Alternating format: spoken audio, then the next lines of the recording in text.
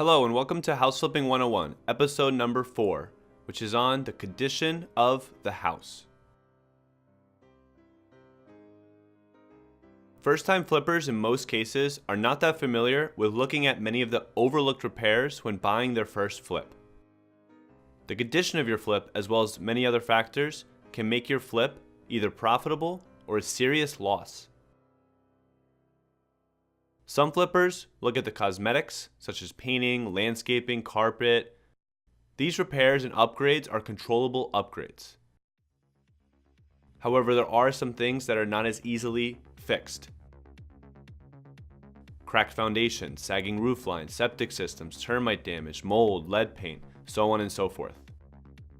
Those are just a few things that can cause your flip to be way over budget and present you with a substantial loss. So how do you prevent such a big loss?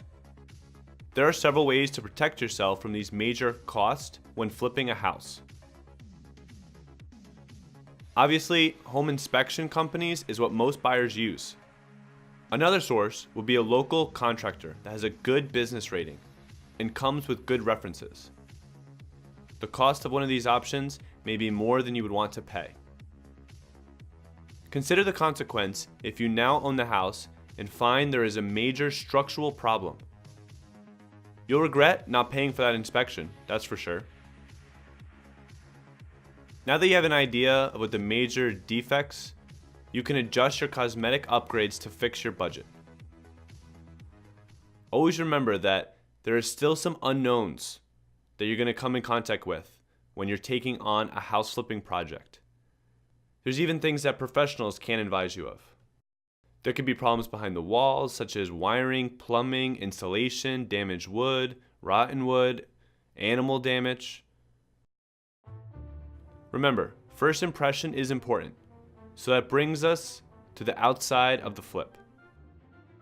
What was your first impression when you saw the house and the property?